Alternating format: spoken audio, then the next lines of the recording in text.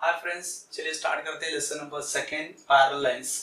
Parallel lines already आपको पता है कि what is a parallel lines. पता है आपको? ठीक है। क्या है parallel lines?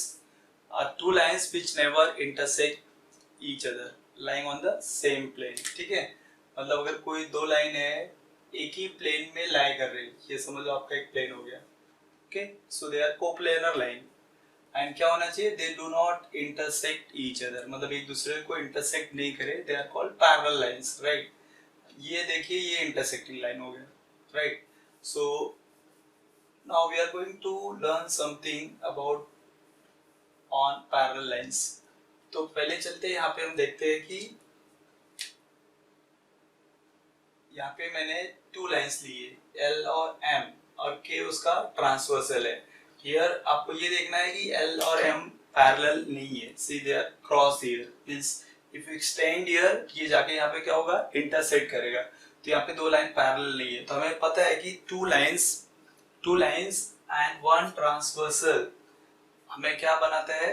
We are getting total 8 angles. You can see 8 angles, 1 2 3 4 5 6 7 8। उस 8 एंगल्स में पेयर्स ऑफ एंगल्स बनते हैं। तो यहाँ पे हम देखेंगे, पहला पेयर्स है 4 पेयर्स ऑफ करस्पॉन्डिंग एंगल्स। तो इसमें से आपको 4 पेयर्स ऑफ करस्पॉन्डिंग एंगल ढूंढना है। ठीक है, करस्पॉन्डिंग कैसा एंगल? Corresponding angle. तो यहाँ पे करस्पॉन्डिंग एंगल कैसा हो जाएगा? देखिए, which one will be corresponding angle. चलिए पहला पेयर देखते हैं, ए एंड ई। क्या हो जाएगा पहला pair? A and E. So we can say angle A and angle E, right. Second pair क्या हो जाएगा? B and F. So we can say angle B and angle F. ठीक है, चलिए। और थर्ड क्या हो जाएगा? D and H, angle D and angle H. Next क्या हो जाएगा? C and G, angle C and angle G. मैंने तो यहाँ पे लिख दिया A N E, B and F, D and N, C and G. पर ये कैसे लिखा? हो सकता है आपको पता भी हो ना पता भी हो, राइट। तो इसे लिखने का तरीका ये है, अगर आप ऐसे देखेंगे, देखिए यहाँ पे एक लेटर एफ जैसा बन रहा है, ऐसा। भले ये दिखने में थोड़ा ऐसा दिख रहा हो क्योंकि लाइंस पैरेलल नहीं है यहाँ पे, जब पैरेलल होगी तो आपको सेम दिखेंगी। ये देखिए ऐसा दिखा यहाँ पे, तो ये समझेंगे कि ये पैरेलल है और ये क्या बन जाएगा आपका? एफ। तो यहाँ पे देखिए, इससे यहाँ पे समझिए, ये वाले को यहाँ पे लिखेंगे हम लोग और इसकी कोडिंग को समझेंगे। देखिए मैंने ये लाइन के टॉप का एंगल लिया है, ये दोनों के, तो आपको दिख रही है ये लाइन ऐसे ऐसे है। तो टॉप वाला कौन सा होगा? ए एंड ई। ए एंड ई देखिए पहला पेयर, दूसरा इसके नीचे वाला, ये ऐसे कर दीजिए मार्क। देखिए ये वाला वहां पे क्या? B and E, sorry B and F. ये हो गया आपका बी एंड एफ। यहाँ पे देखिए बी एंड एफ हो गया, राइट। अब चलिए कैसे मैंने लिया, इसी को उल्टा है, देखिए ऐसा हो जाएगा, ऐसा इधर ये दिख रहा है यहाँ पे, यस, इसे हम ऐसे कर देंगे, राइट। तो सेम पैटर्न आपको दिखेगा। देखिए ये लाइन के टॉप पे क्रॉस रखे तो आपको समझ में आ जाएगा, D and H, D and H. और इसके बिलो क्या दिया है? C and G. ये लाइन के बिलो और ये लाइन के बिलो, तो ये हो गया देखिए C and G. So in this way you can find out easily 4 pairs of corresponding angles. इस तरह से आप सिंबॉलिक फॉर्म F का यूज करेंगे तो आप corresponding एंगल के 4 pairs easily find out कर सकते हैं, right? Now, so हमें 4 pairs of corresponding एंगल मिल गए। अब हम फाइंड आउट करेंगे 2 pairs of interior alternate angles। ठीक है, ये कैसे फाइंड आउट करेंगे? इंटीरियर अल्टरनेट एंगल, देखिए यहाँ पे C और E है, H और B है। ठीक, कैसे दिखेगा आपको? पहले हम लोग लिख लेते हैं, angle C and E, C and angle E. ये देखिए आपको ऐसा जेड जैसा दिखेगा, ये लेटरल जेड। ये एंगल हो जाएगा आपका इंटीरियर, दिख रहा है ऐसा, ये जेड बन जाएगा ऐसा, ये corner angle, right. Now other pair क्या हो जाएगा? ऐसे बी एंड एच, तो यहाँ पे लिखेंगे angle B and angle H. ये कैसे फाइंड आउट करेंगे आप? देखिए ये ऐसे हो जाएगा कुछ, एक मिनट, यहाँ पे ये ऐसे, ठीक है। ये देखिए इसका कॉर्नर एंगल, ये दिख रहा है B and H, this way. So interior alternate angle निकालने के लिए आपको जेड का यूज करना पड़ेगा, दिस, और इसे ऐसा उल्टा कर दीजिए। तो आपको क्या पता चल जाएगा, so you can find out two pairs of interior alternate angles. There is also given two pairs of exterior alternate, but आप देखेंगे कि सेकंड लेसन में इसमें मेंशन नहीं है। स्टैंडर्ड 8 में दिया बट 9th में एक्सटीरियर अल्टरनेट्स नहीं दिया हुआ है, तो हम इसे यहाँ पे लेंगे, लिखेंगे to pairs of exterior alternate. Exterior alternate क्या होगा, देखिए इंटीरियर अल्टरनेट क्या हुआ था, लाइन के इंटरनली था, ये जो दो लाइन है लाइन के अंदर को हमने क्रॉस में लिया था ऐसे और ऐसे, पर यहाँ पे क्या लेंगे, लाइन के बाहर क्रॉस में लेंगे, डी एंड एफ ऐसे हो जाएगा। जैसे सी और ई था तो यहाँ पे डी और एफ होगा, और ऐसे इसमें बी और एस था तो ए और जी हो जाएगा, राइट। तो यहाँ पे कैसा हो जाएगा, first pair we can say angle D and angle F, देखिए बाहर बाहर का डी एंड एफ, और जो ए एंड जी, तो यहाँ पे जाएगा एंगल ए एंड एंगल जी। तो इसे याद रखने के लिए सेम यही यूज कर सकते हैं हम लोग, ठीक है। ये देखिए ऐसे ही है, लेकिन यहाँ पे क्या करना पड़ेगा, आपको इसे एक्सटेंड करना पड़ेगा ऐसे। ये देखिए एक्सटेंड करेंगे तो यहाँ पे आपको देखिए डी दिख रहा है और यहाँ पे देखेंगे एफ दिख रहा है, क्लियर। ऐसे थोड़ा एक्सटेंड कर दो, और ये कैसा हो जाएगा आपका, ये देखिए ये ऐसे है, तो ऐसे हम लोग को क्या करना है, यहाँ पे एक्सटेंड कर दो, ये इसको एक्सटेंड कर दो, तो यहाँ पे आपको क्या दिखेगा, ये दिख रहा है देखिए, राइट। और यहाँ पे क्या दिखेगा आपका, जी हो जाएगा। ये मैंने ऐसे लिया, एक्चुअली ऐसे लेंगे तो ऐसे आएगा आपका, ये कुछ ऐसे हो जाएगा जी, ठीक है। मतलब ऐसे नहीं समझ में आ रहा है तो आप डायरेक्ट याद रखो कि वो बाहर बाहर का होगा, ये जस्ट इसमें सही बैठ रहा है, यहाँ थोड़ी सी प्रॉब्लम कंफ्यूजन हो सकता है डायग्राम में, तो आप ऐसे भी याद रखिए या डायरेक्ट भी याद रखिए क्रॉस में। Now next one, to pairs of interior angles. तो इंटीरियर एंगल कैसा होगा, दो लाइन के अंदर ही होगा, बट कैसा होगा, वन साइड होगा, मतलब ये वाला C and H and B and ई।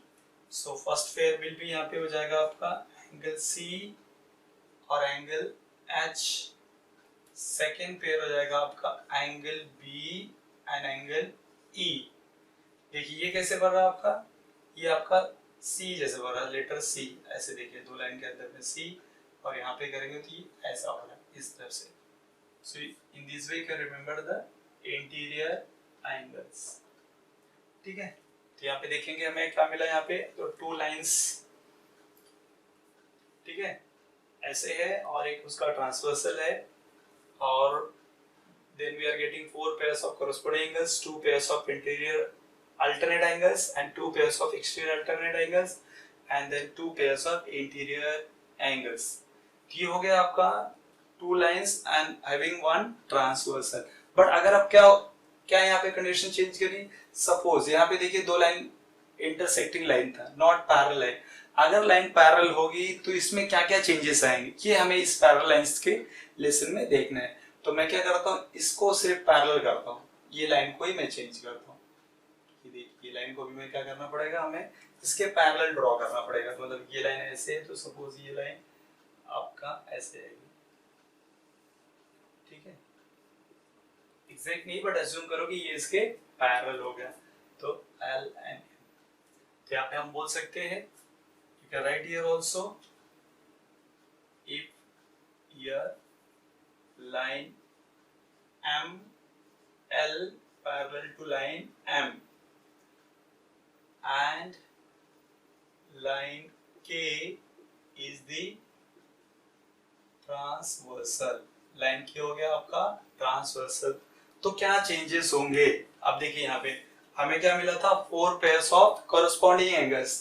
तो यहाँ पे four pairs of corresponding angles क्या हो जाएंगे, कॉन्ग्रुएंट। क्या हो जाएंगे ये, कॉन्ग्रुएंट। ये आपको अब याद रखना है, कब कॉन्ग्रुएंट होंगे, when two lines are parallel.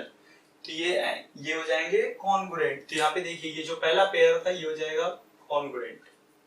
तो जब वन पेयर हो गया मतलब all pairs will be congruent. अब इसे आपको याद रखना है।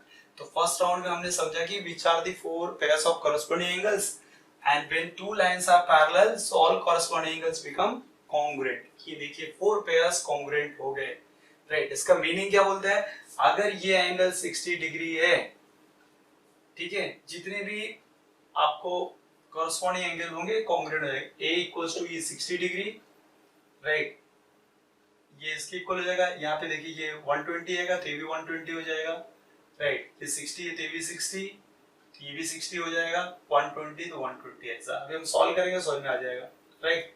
चलिए नेक्स्ट, इंटीरियर एंगल में क्या चेंजेस होंगे? इंटीरियर एंगल में क्या होगा? To pairs of interior angles also become congruent, ये भी कॉन्ग्रुएंट हो जाएगा। तो आपको क्या लगना है? कॉरेस्पॉन्डिंग एंगल भी कॉन्ग्रुएंट हो गया, इंटीरियर अल्टरनेट एंगल्स भी कॉन्ग्रुएंट हो गए, तो यहाँ पे ये कॉन्ग्रुएंट हो जाएगा, this also become congruent.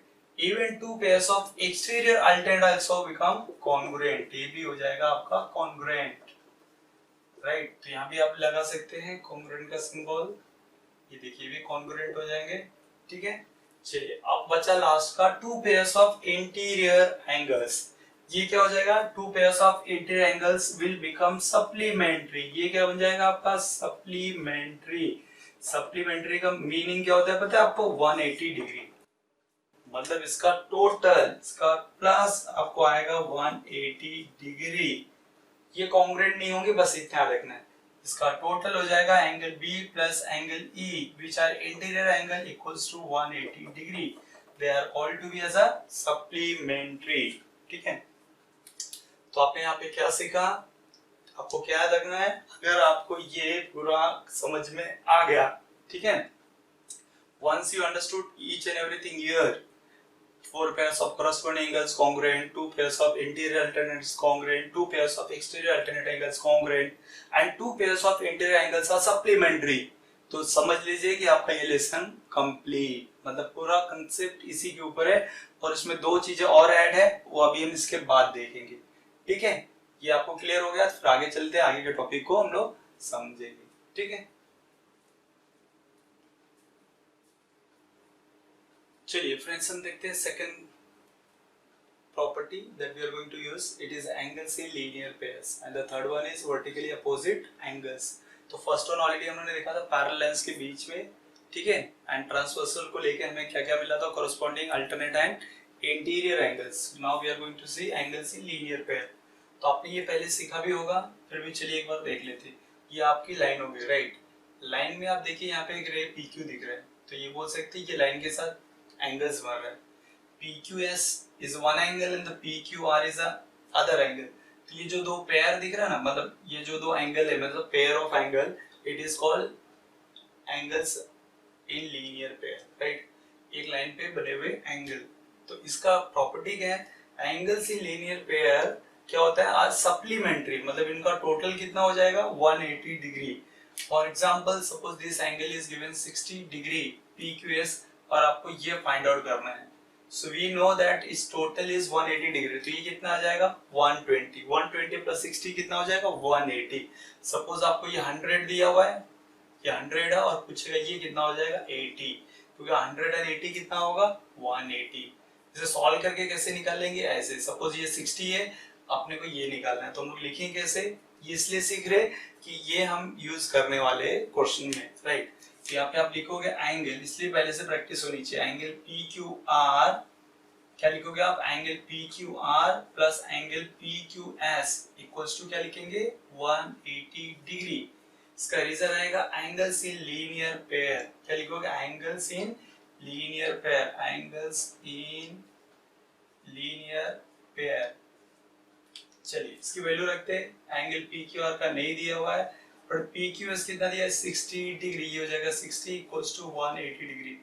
Therefore angle PQR equals to 180 minus 60, ये कितना बच जाएगा? 120 डिग्री। तो एंगल PQR कितना हो गया आपका? 120 डिग्री।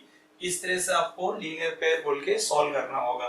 कभी कभी ऐसे भी क्वेश्चन आपको मिलेंगे, फिलहाल ये लेसन के लिए हम लोग ऐसे यूज करेंगे, आगे भी जाएंगे तो लीनियर पेयर में देखिए ये भी एंगल हो रहा है, ठीक है।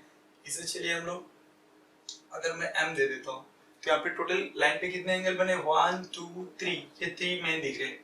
MQR, MQP, PQS, ये तीनों का टोटल आएगा 180 डिग्री।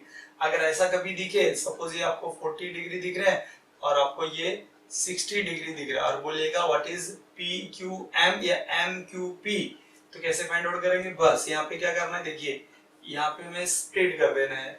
PQS तो आपका ऐसे ही है, अभी देखिए यहाँ पे हो जाएगा angle MQR plus angle PQM plus अब इसकी वैल्यू को रख देते हैं। किसी भी एंगल्स ऑन लीनियर पेयर ही बोलेंगे हम लोग, राइट? ऐसा नहीं कि only two angles, it can be many angles. यहाँ पे भी अगर रे ड्रॉ करें ऐसे और भी एंगल बढ़ जाएंगे, पर टोटल क्या रखना है, total of all this will be 180 degree. तो आपका ये 180 डिग्री ऐसे रहेगा। चलिए एम क्यू आर की एंगल दी है, कितनी दी है, 40 डिग्री। ये नहीं दिया है, P Q M is not given, so angle P Q M हम लोग ऐसे लिखेंगे, पी क्यू एस 60 डिग्री दिया है इक्वल्स टू 180 डिग्री। चलिए इसे ऐड करोगे तो आ जाएगा 100 डिग्री, तो पी क्यू एम प्लस ये हो जाएगा 100 equals 180 degree. Therefore angle P Q M is equals to 180 minus 100, क्या बचेगा यहाँ पे 80 डिग्री।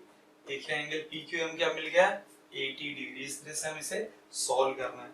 चलिए यहाँ पे देखते हैं नेक्स्ट वन कंसेप्ट क्या दिया यहाँ पे, vertically opposite angles. Lesson number 1 में इसके ऊपर थ्योरम भी है, ठीक है। तो यहाँ पे क्या बोला, वर्टिकली अपोजिट एंगल, दो लाइन जब एक दूसरे को क्रॉस करे, इंटरसेक्ट करते हैं, तो यू आर गेटिंग 4 एंगल्स।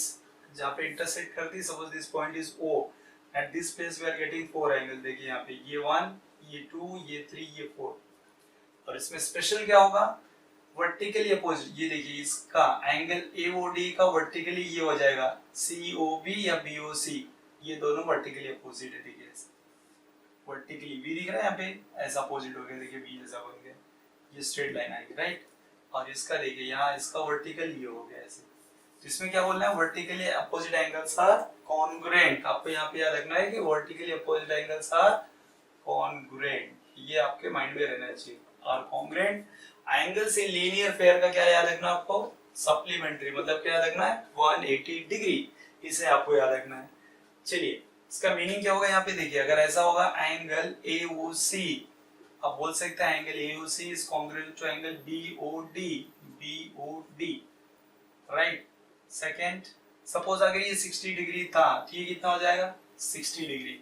तो आप पहले लिखोगे AOC is congruent to BOD, one pair मिला हमें, so we'll write here but angle AOC equals to 60 degree, therefore angle BOD भी क्या हो जाएगा आपका 60 डिग्री। तो ये एंगल भी आपको मिल गया 60 डिग्री। अब देखिए, अब मुझे ये एंगल दोनों सेम है, ये दोनों एंगल क्या होगा, कॉन्ग्रुएंट होगा, सेम होगा, बट इसकी वैल्यू नहीं पता है। तो इसकी वैल्यू हम कैसे फाइंड आउट करेंगे, मैं इसकी प्रैक्टिस लिए यहाँ पे करा रहा हूँ क्योंकि हम आगे क्वेश्चन में यूज करना है, तो वहां पे आपको ज्यादा प्रॉब्लम नहीं है। कुछ टाइम के लिए आप इसे भूल जाओ, ये है ही नहीं। क्या मैंने यहाँ से निकाल दिया ये, तो आपको क्या दिख रहा है, ये दिख रहा है डायग्राम, ठीक है। यहाँ से अगर मैं इसे निकाल देता हूँ, देखिए ये वाला part, so what I can see there, same linear pair, so angle AOD plus angle DOB क्या होगा 180 degree, yes correct। So we can write angle AOD plus angle DOB equals to 180 degree। क्या लिखेंगे, angles in, क्या लिखेंगे, linear pair, angles in linear pair। चलिए what is AOD is not given, so we copy as it is। DOB कितना दिया 60 degree equals to कितना हो जाएगा 180 degree, therefore angle AOD equals to 180 minus 60, तो कितना बचेगा आपका, देखिए यहाँ पे ये हो जाएगा 120 डिग्री, राइट। तो ये मिल गया आपको 120 डिग्री। इसके पहले क्या था, ये देखिए ये ऐसा एक्सटेंड हुआ था यहाँ पे, ये क्या था C, ये एंगल कितना था 60, तो ये 60 लिए। अब देखिए ये 120 हो गया, तो इसका वर्टिकली ये हो जाएगा 120 डिग्री। इसे कैसे लिखेंगे फाइंड आउट करने के लिए, you write here angle AOD is congruent to angle BOC, आप लिखेंगे BOC।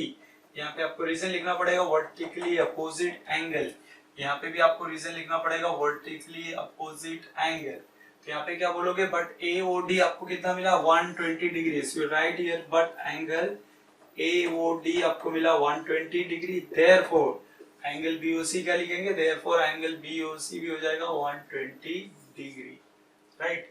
अब ये आई होप कि आपको ये सब क्लियर हो गया रहेगा।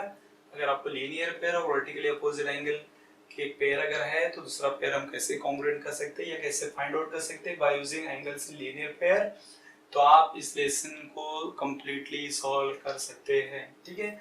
और इसे समझना बहुत जरूरी है क्योंकि आप आगे हम 10th में या 9th में बहुत सारे जगहों पे हम linear pair vertically opposite angle proof के लिए यूज करने वाले हैं। ये सब बेसिक कांसेप्ट है, ये आपको परफेक्ट